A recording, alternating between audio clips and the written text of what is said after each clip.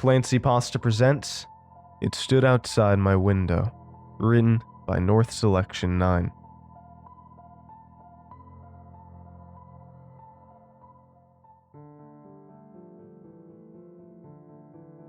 When I was younger, I used to have what some people might have referred to as sleeping problems. For the most part, I was a relatively well-behaved child. I got good grades, obeyed my parents, and finished all my chores. I was never able to turn off the boundless energy that seemed to power my body, even when lying stationary in my bed. There was just something so exciting about how the thin crescent of the glowing moon peeked in through the half-drawn curtains like an opening eye. There was always more to do and see at night, and I wanted to map out every inch of the darkness. I have no idea how my poor parents coped. Children are always a handful at that age, but I'm surprised that I didn't drive the two of them completely insane. No matter how many times they put me to bed, they would always wake up to a tugging on the bed covers and find me standing there. In the mornings, they were both barely conscious. My mother's foundation would be smeared across her face in an attempt to conceal the dark bags, as big as gunny sacks that hung under her eyelids, while my father's face drooped further into a cereal bowl, his half-undone tie already soaking in milk. All the while, I would remain as chipper and alert as ever, as if I'd had a full 8 hours of sleep, bemused at the strange behavior of my parents. They tried everything: bargaining, punishment, and even promising me treats and toys if I just slept one full night. But nothing seemed to work. Both were at their wits' end. But neither of them refused to give in. They removed anything electronic from my room. The only sources of light that permeated my room was the glow of the illuminated upstairs through the crack in my bedroom door and the hanging moon outside my bedroom window. An armchair was positioned outside my door, and my parents would take regular shifts every night sitting in it to make sure that I didn't get out. In the end, I was effectively trapped in my room. My body felt like it would explode with all the pent-up energy. I needed to move. It was on just such a night when I was mapping out the cracks that lined my ceiling, 38 in total. I shifted around, my restless limbs crinkling the sheets which felt like lead on top of me. A soft snore caught my ears. I craned my neck into the narrowed view of the door. My dad, who had been assigned to my watch this night, was slumped over the side of the chair, mouth open. A hurricane could have torn through the house, and he would have probably slept through it all. My heart pounded with equal parts fear and excitement as I swung a cautious leg over the edge of my bed. I cringed at the low creak of the floorboards as I stepped out. A sudden rustle from outside made my heart completely stop altogether. I waited for the lights to flick on and my father's angry voice to blare in. After a few seconds frozen in fear, I forced myself to look outside once more. My attentions were drawn to the shuddering branches of one tree that stood amongst the bristling tips of the forest clearing. Even though it was pitch black out there, I swore that it hadn't been there during the day. It was only when it stood up that I realized that it wasn't a tree at all. I stared, mouth open, as the shapeless form unfurled into a gigantic humanoid figure, who arched its bony arms in the twinkling light of the distant stars, its elongated fingers extending just far enough to graze the pale underbelly of the moon. Its eyes fluttered open. It had no pupils or irises, just pure, mesmerizing white whose brightness rivaled the moon above.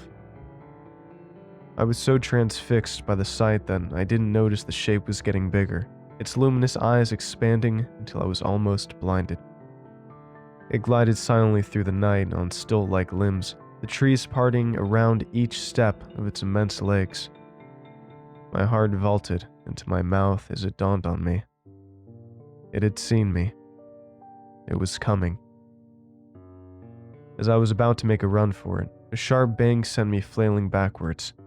It stood right outside my window, staring in at me. My bedroom was on the second floor, yet it had to crane its neck to peer through. It had to be at least 20 feet tall, but it lacked the mass one would associate with a being of that size. It was morbidly thin, almost fleshless, its bare ribcage glinting out in the night like a corpse in the desert, long picked clean by ravenous carrion. The rest of its body was shrouded in shadow, apart from the unnatural light of its eyes that pooled in like twin spotlights. Any screams for help I could have let out were sealed inside my throat. I couldn't even breathe. Somehow, the thing's very presence seemed to suck my very voice out of my body. After a few minutes of lowering in, motionless, it raised a massive clawed hand. Its silvery skin of its sinuous arm shimmered up in the faint light. It looked metallic, resembling a metal coil. Yet its movements were too fluid and organic to be anything mechanical. Then it dragged the serrated tips of its fingers down the glass at a nails-on-chalkboard pitch. I dove into my bed and buried myself under my blankets, desperate to escape its unremitting stare, abiding by the old, "it can't see you, you can't see it" childhood logic.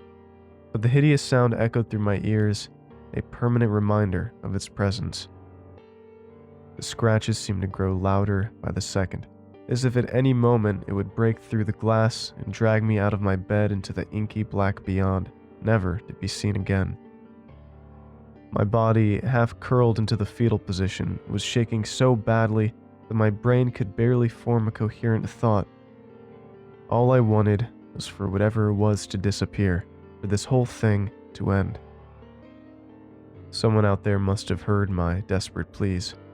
Just then, the trailing headlights of a car rushed down the road. The creature recoiled at the sight, distracted from its tormenting of me. It scratched at its face with a muffled howl, as if the light burnt it. Just before it passed our house, it reverted onto all fours and raced away like a rapid greyhound into the safety of the nearby woods. I lay frozen underneath the cocooning bedcloths, too afraid to even flinch in case my slightest movement would draw the creature back again. Somehow, in my all-consuming terror, I managed to find the respite of sleep. It was the first entire night that I'd stayed in my own bed. Even as the smiling sun warmed the glass, I still refused to dip even a toe out of my bed. It was only after summoning every remaining ounce of courage in my body and the groaning of my stomach that I managed to creep down the stairs. As I made my way to the kitchen to fetch myself a bowl of cereal and try to dismiss the whole thing as just a particularly vivid sleep paralysis experience, but those glowing eyes seemed to be burnt into my mind. Every time I blinked, I saw them.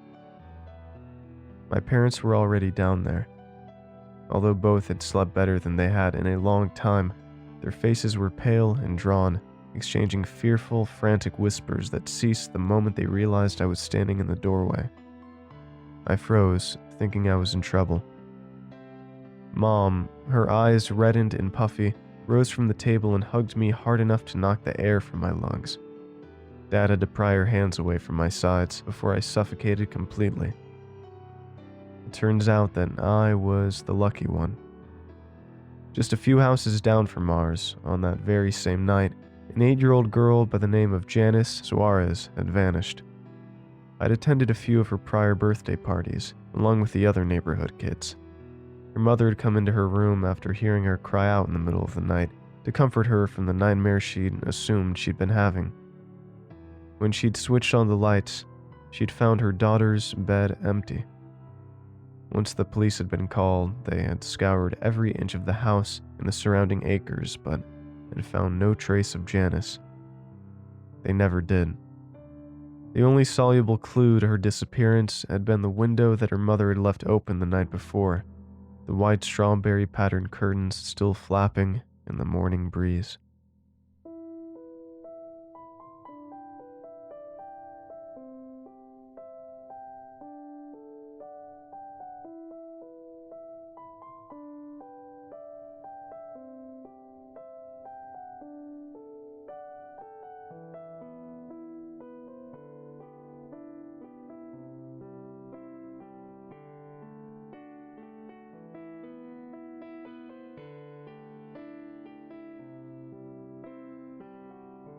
Thanks for watching, and I hope you enjoyed today's video.